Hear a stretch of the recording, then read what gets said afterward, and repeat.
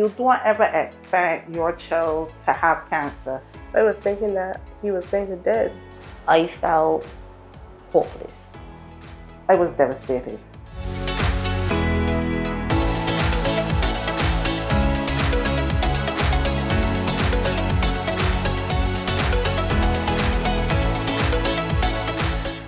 The voices of our children and mothers in this fight against childhood cancer. It has become a reality here in Barbados. Many may not fully understand its scope nor its impact on our island. It demands our urgent attention and action.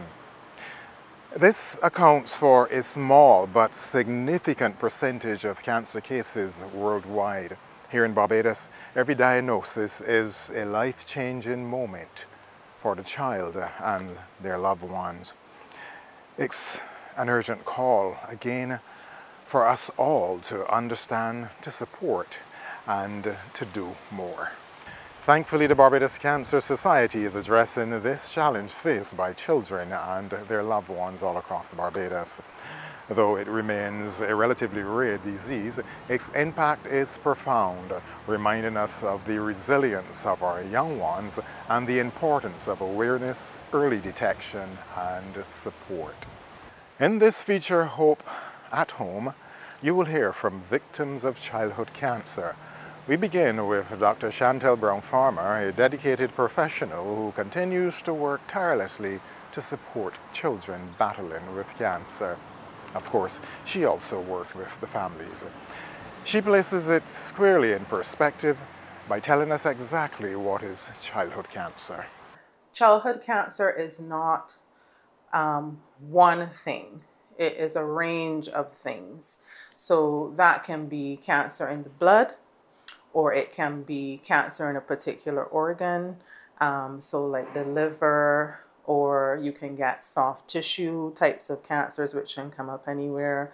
Bone cancers, we also tend to see a lot of as well. Brain tumors, we can see, and so on.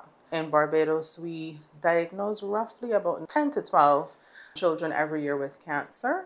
Sometimes the numbers of children that we treat here are slightly higher depending on if we get referrals from neighboring islands. So like St. Lucia, Grenada, Dominica, for example, are some of the places that tend to reach out to us for assistance. So sometimes those numbers are a little bit higher, but I would say about 10 to 12, which is about one case per month in terms of diagnosis. Now, as we recognize the importance of early detection and awareness, it is equally vital to highlight the treatment options available right here in Barbados. Our dedicated healthcare professionals and specialized facilities are working tirelessly to provide the best care and support for our young patients fighting this disease. Let's now take a closer look at how Barbados is confronting childhood cancer through its treatment programs, advances in care, and the hope that persists within our communities. Treatments for these cancers are also not a one treatment fits all type of thing. So they vary according to the type of cancer that is diagnosed, and oncology is a very quickly evolving field. It's one of the first fields where there has been talk about things like precision medicine.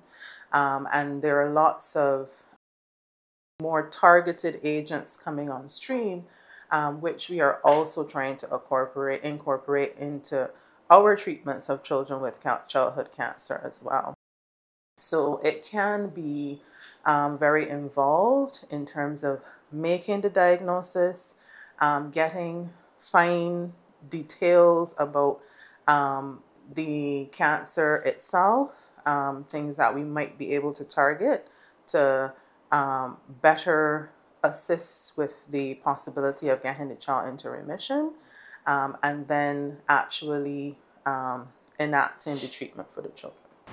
Now, receiving the diagnosis that your child has cancer is one of the most heart-wrenching moments a family could face. It's a time filled with a whirlwind of emotions, questions, and uncertainty.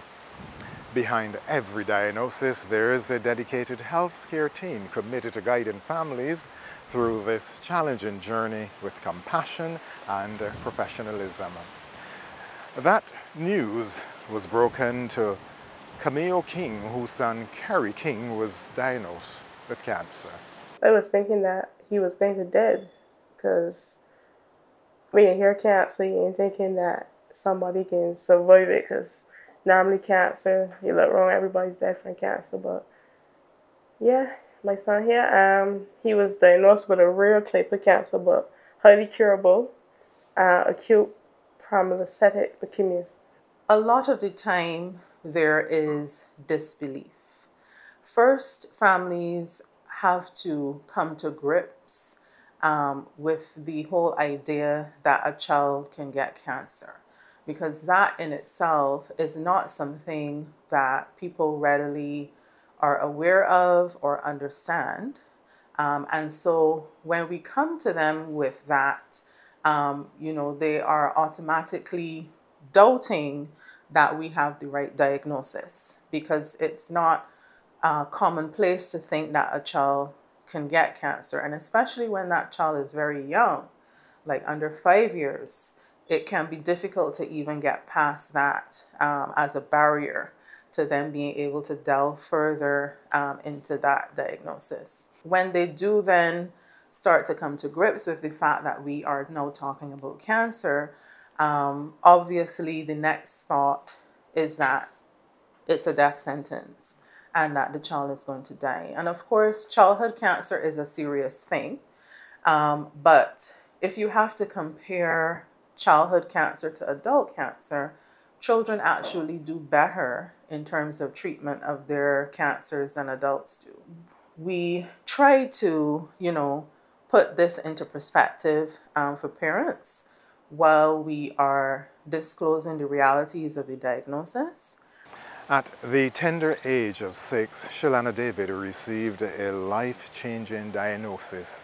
She was told that she had cancer. Her story is one of courage, resilience, and hope. A reminder that even in the face of daunting odds, the strength of our young warriors and the support of their families can inspire all of us. She shares her journey, shining a light on the bravery of children and the importance of early detection, treatment, and the unwavering support in the fight against childhood cancer here in Barbados. I had acute lymphoblastic leukemia. It is a cancer in the blood. I was 6, so I didn't really understand what it meant. And when my mom broke it down to me and the doctors broke it down to me, I felt hopeless. I felt like I was at such a young age where I didn't understand what my body was going through and all the change it was going through, and I just felt like I had no control over it. Malik Maloney was diagnosed with cancer at an early age. It was a moment that changed his family's life forever. We hear from Malik and his mother as they share their inspiring journey of hope, courage, and resilience. Their story reminds us of the compassionate care and the unwavering strength of family in overcoming even the most difficult challenges. I was 11 years old when I was first diagnosed. When Malik was first diagnosed, it was difficult because I myself had a lot of health challenges at that time. Had emergency surgery just before Malik was diagnosed. And I was telling myself at that time Malik was getting a cold often. And I keep saying, this is not my child. Something is wrong because he don't have a cold back to back. And I took him to his pediatrician, and then she said he would have to go to the hospital. When we took him to the hospital is when we were told he was diagnosed with leukemia. I was supposed to be in secondary school, but I came out of primary school before getting to 11 plus. And it just held me back a lot. I was devastated. I prayed and I prayed like any other parent.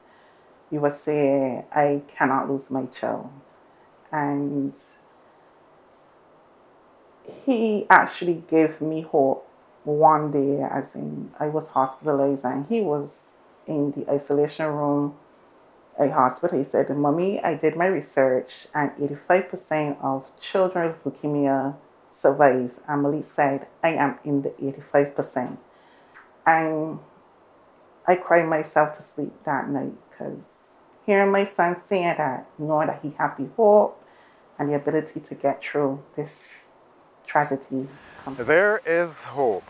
With advances in medicine and early detection, many childhood cancers are now treatable, and our children can go on to live healthy and fulfilling lives. But how is this done? What steps are involved in treatment? And what can families and communities do to support their children in the fight against cancer? Of course, if we know upfront that it is not something that we're likely to be able to treat, this is part of the conversation as well. Families, for the most part, do tend to be at least somewhat reassured when I can, put into perspective for them that I have treated the particular type of cancer before, what our outcomes may have been like. And of course, the outcomes are not everybody survives their cancer, but we do definitely have survivors.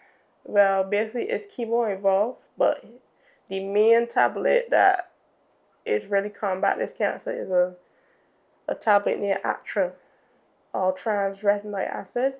Yeah, so that is the main treatment for APL. Without that, the treatment can't work. So he was getting Atra, and he was getting chemo. You will learn of Malik's treatment journey and the exceptional care provided by the hospital team. Their dedication, skill, and compassion have made a real difference in his fight against cancer. Through their efforts, hope is turned into healing, and the children like Malik are given the best possible chance to overcome this disease. We'll highlight the incredible work of our medical professionals and the life-changing support that makes this battle winnable for so many young children here in Barbados. Yes, all his treatment was done local. Brown Pharma is his consultant, and the doctors and nurses at the QEH have been there for us 100%. You're always informed, they're always there for you. People have bad things to say about nurses, but I have not encountered a nurse that was not there for the parent and the patient. They were always on par when it comes to Malik. Always there, always reassure you things are okay, inform you things are being done. It was a very good experience on that part. Carrie's journey through treatment is a story of courage and hope. What about the exceptional care provided by the healthcare team, whose dedication and expertise are helping children like Carrie fight and triumph over cancer? Their unwavering support ensures that no child faces this battle alone, and that brighter days are within reach. I was grateful because obviously, I was working minimum wage job, so obviously I can't afford medication, I think, but the doctor she was just like, medication was already ordered. And when she said, I was like, whoa, like, I ain't gotta worry about medication, I ain't gotta worry about nothing. So it meant a lot to me to know that you could have go to the QEH or public facility. I know QEH don't really got a good rep, but it'll mean a lot to me to know that I had doctors and things that was working overtime that really cared if my son was going to make it out. Yeah. So it meant a lot to me. I would say it makes a difference because financially not everyone is able to afford the treatment overseas. I was also racking my brain, what if Malik have to go overseas to get treatment? How would I raise funds? How would I do this? How would I do that? And fortunately, he haven't gone to that point that he have to receive treatment overseas. Right now he on maintenance, but the doctor informed me that he basically ain't got the cancer anymore. Not saying it, but you know, I trying to say like it gone basically, but it's also like it could come back. So right now he on maintenance. The team at the Barbados Cancer Society provides compassionate and dedicated care to children and families navigating the challenges of cancer. What about the coping mechanism? It helps a lot. It helped me a lot because you don't ever expect your child to have cancer. I have seen childhood cancer in a friend and a family member passing away from childhood cancer, but you don't expect it to come your way. And the Cancer Society have been there. Olivia have been talking, supporting, and always communicating. Do you need something? How is the family? And just keep pushing and pushing. It's an ongoing something. It never stops. And I can't thank them enough because sometimes I wonder, and just hearing a supportive outside voice besides the family, it's reassuring that everything is going to be okay. Yeah, I didn't come and check in a couple times. Anytime that I needed anything to tell me, I could always call or message. Yeah, but I can remember them coming and always asking if Kyrie was good, always checking in, and always getting like words of encouragement. Yeah, and not only let me say the cancer, but the whole of the pediatric ward, the nurses, the doctors. I had nurses that would actually like give me encouraging words and other success stories and just tell me to hold on to prayer. So that would get me through. I had many times that I thought I would have lose my mind, but the nurses and thing that was really lifting me in prayer, like, yeah. So I gotta say thank you to them too. It was still hard, but I wouldn't say I felt as hopeless as I did. I met a lot of good people in the hospital, a lot of friends that have passed now, and a lot of people that understand what I was going through, so that made it easier. You have to wear, even to go in your room, you gotta make sure you have on different clothes. If you want to exit the room in the same clothes you want to stay in the room with, you have to wear a gown, keep on a mask because the bacteria is, to let your child get a bacterial infection is devastating. You don't want your child go through that. Then Malik was able to go home, but you still have to keep yourself on guard because, as I said, bacterial infection, you have to make sure that he's always having on a mask, even to greet his grandmother. He couldn't hug her the first thing he saw her. And she cried and he cried because they couldn't have that physical contact. I would say it helped a great bit because my sister, my brother, my aunties, they were interchanged with my mother when she would work, and they would take care of me while she had to go out and do what she did. So it was a lot of great help.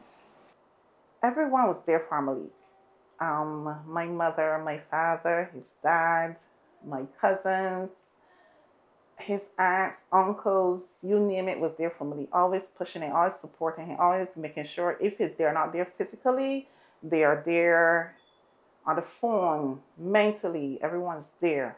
It wasn't a full stop at support. The support is always going, still going. Let's continue there.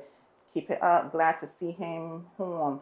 Now that he's in secondary school and he's playing in the cricket team, it's good to see that he could be out there playing cricket. The Hope at Home initiative is something that myself and Olivia Thornhill from the Barbados Cancer Society kind of conceptualized because we recognize that families need support when they're managing, treating cancer in their children.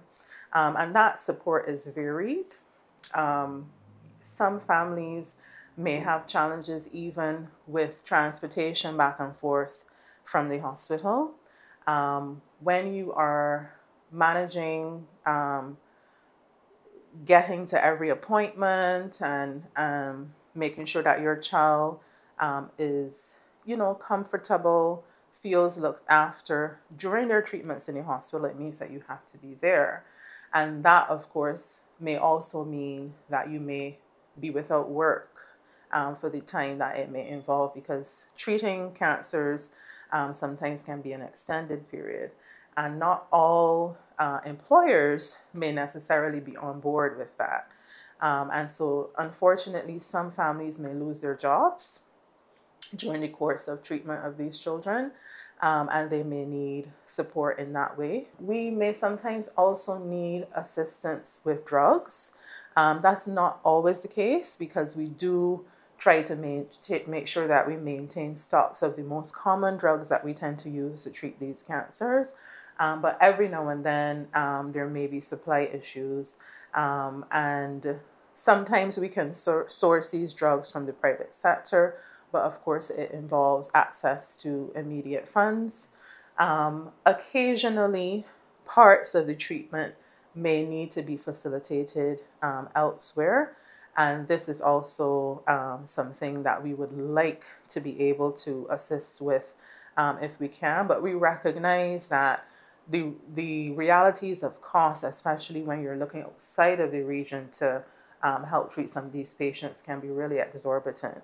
And so we would be more focusing on treatments that we can source regionally in that context. And so it's meant to be a long-term fundraising drive that reminds people consistently throughout the year that these children are here, they need support, and anything that they can give basically can help. Well, there is indeed hope at home. The Barbados Cancer Society and a group of medical professionals who remain on the front line, sharing the profound responsibility and sensitivity and emphasizing the importance of supporting families with care, hope, and reassurance during their fight for a brighter future. The Barbados Cancer Society is in need of your support. Please reach out to them today and offer your services. This has been Hope at Home, Childhood Cancer in Barbados. I'm Sherwood McCaskey.